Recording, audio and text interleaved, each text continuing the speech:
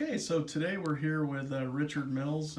Richard, you want to explain who you are, what your role in the org is, a little bit about your background, and we'll go from there. Yeah, sure.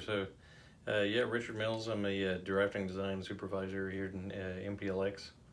A good team of 7 people underneath me that vary in experience levels. And our team is primarily responsible for doing red lines on correcting drawings from red lines that come in from the plant.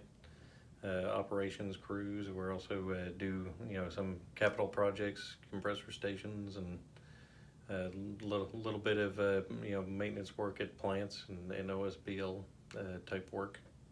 Great. Well, thank you for taking time to interview today. Yeah. Can you describe a time that you had to make a difficult ethical decision?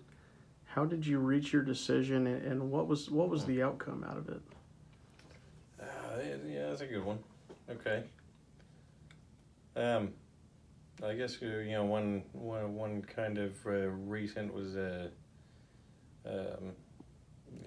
without naming names, but we were asked to do a compressor station in what I felt was an unreasonable amount of time to be able to do it in the right way and properly go through the review process and make sure everything was being done safely and by the book, by code. So that one kind of mulled over and it had to end up kind of pushing back that we really, for one, didn't have the amount of people to handle it, but also to kind of voice my opinion on that. I thought the process would end up with a lot of things wrong, a lot of safety issues, and things like that would have to they could be a larger problem. Yeah, I think that was a tough call to push back a little bit on that instance, and so I think that's a good example, of a time when you have to kind of push back, say no, and think to yourself it might not be the right thing to do, Yep. So, what do you look for when you hire new employees? I mean, I guess we recently had that experience, but what do you look for when you're hiring that person? What do you look for in them? Try to gauge them a little bit. I really want to, someone that comes off as genuine, is important to me. The eye contact, that they're, kind of being honest with you, giving you good answers. That they're, also that they kind of sound like they're hard workers. They're passionate about their work. They care, about the quality of their work, and it's not just a paycheck. They're invested in it. They want. That they're putting their name on it. They want quality to be there. They don't want their name to be associated with things that are not finished or not good quality. Is an important thing. Good and kind of open personality. Someone that is going to be open to bringing suggestions or even problems to you without struggling with bringing that to somebody higher than them, and then obviously a skill level at the position that they're trying to do is important, and experience, but sometimes a little bit or a lot of experience can make up for lack of formal training in college degrees, or vocational school, that kind of thing.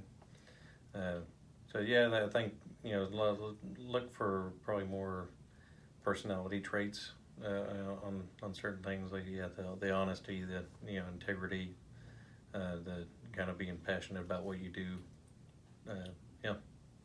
I think it's a tough balance between the skill and the people skills, right? The technical skills and the people skills, and I think like you and I have talked. I think in the past it definitely makes sense that you have to have both. The person has to be able to interact and relate to your group. Mm-hmm. So this is kind of, I think, relevant to our recent organization changes, but describe a time when either this organization or maybe one you were in before went through major changes in personnel or structures.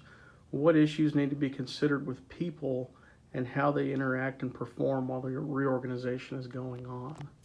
Okay, yeah, that's a good one. Yeah, I've had several times where that happened in different places I've been at.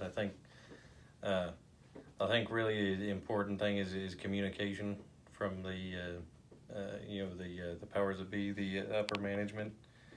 My experience is when things like that start happening, or rumors start flying like crazy, people get really worried. So I think it's real important that their management and upper management is kind of reassuring that hey, we've heard the rumors, these aren't true, and kind of just be honest with the people about the organization changes or the changes in the company. Really goes a long way. I think people recognize that when it does happen, and kind of relieves those tensions. There always will be. I think during those types of things, people get scared, you know, understandably. So they're worried about their jobs and livelihoods. So there's always some of that. But I think from what I've seen, if the upper management's forthcoming and as honest as they can be with the people, it really goes a long way to keeping people kind of on track and not worried about their jobs and kind of focusing on their work. How do you motivate maybe an underperforming employee or those that maybe haven't been performing as they have in the past? Okay. Yeah. That one dealt with many times before as well. Probably I could stand to improve on that, but I think again there I think being honest with them, more of a take more of an approach of wanting to help them get better or get back to where they were performing rather than rather than more of a just slamming them for the things that they've done wrong or are doing wrong or their shortcomings, rather than just hammering on how bad those are, but more which definitely need to be addressed and pointed out, but more do it in a way to here's the things that are happening, here's the things I'm noticing. We need to be here. What do we need to do to get you there? So kind of take more of a developmental approach than just a tearing down bad performance type. It seems like a lot better response that way. They're more willing to try and look at options to get better, rather than coming out of it just thinking, man, I just really feel terrible about this and don't know what to do. That way they can kind of come out and they recognize problems that are happening, that they've been identified by a supervisor, and maybe how do we go about improving those. I think that kind of comes out a little bit better that way, a little more better response from them. And then obviously people don't leave being stressed out and worried they're going to just get fired because they're doing a terrible job. I think it helps you build that long-term, rapport with them to take that approach than to just use the hammer. Yep. Yeah, I think so too. With some self-reflection, how have you seen your leadership style change from when you started supervising to now? Oh, pretty drastically. I think it definitely wasn't all that I expected. I think the pretty rough go at it at first. I think I think going into it, I thought I figured there'd be some improvement in things I could do better, but I really thought off the bat I'd probably do better than I did. And I think we're pretty quick off the bat, and it was overwhelming. a lot more responsibility, a lot more people to organize and keep moving and kind of coordinate efforts. So I found out pretty quickly, maybe it kind of felt like I was in over my head at times, and it was kind of a lot of the training that the company did, I think helped a lot. Getting some tips from other supervisors.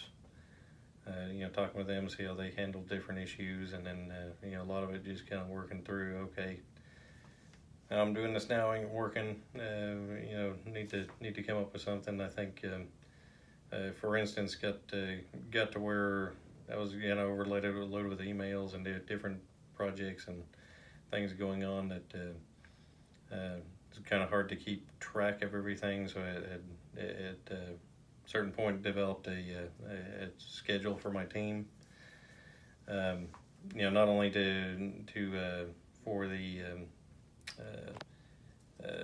can't even think of the word, the people invested in the project managers and all that stuff. Not just for them to see where we're at and where things are going to plan on getting done, but really more for my benefit, that I had it on paper and something that I can check off dates and when things get done. So yeah, it kind of served two purposes. I think it helps the project managers kind of see what to expect, but really it was more for me than anything else. So that helped a lot. I think getting a list together that I go and update every week, and if I forget about something, it's there on paper.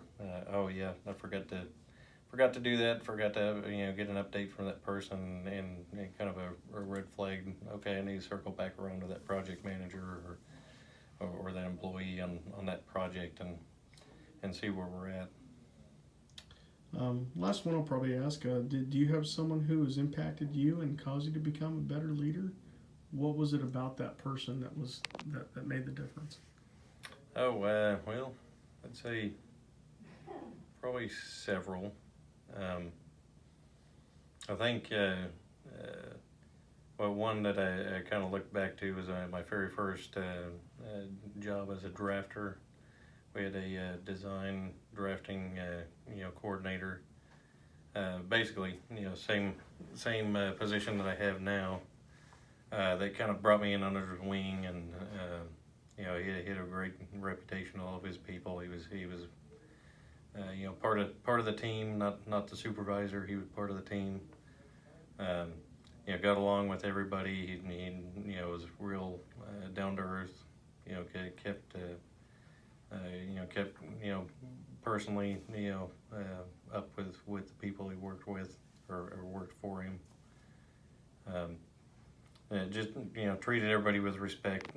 Everybody with respect, even me, which coming into this type of work, not being formally trained in like oil and gas type stuff, more just drafting.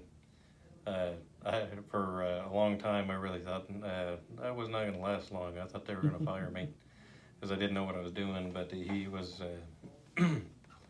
he was real good about taking me aside and saying, we realize you're right out of school and they don't teach this stuff in school. So I mean, he several conversations with me kind of relieved me there that hey, everybody knows you don't know anything about this. They're willing to help you. You'll get there. It's going to take time. Be patient. Kind of hang in there type attitude. And so he was a pretty good mentor, I think. So a lot of that's still stuck with me to this day. And I was 23 years ago. I think it makes a big impact on you. So it definitely helps to have a figure like that in your career. So. Mm-hmm. Well, hey, Richard, I really appreciate you spending some time with me today. I'm going to go ahead and probably go ahead and end this. But like I said, I appreciate it, and thank you so much for the input, and it helps us put a little bit of info for our class project we're working on together. So thank you, sir. You have a good day. You're welcome. Thank you.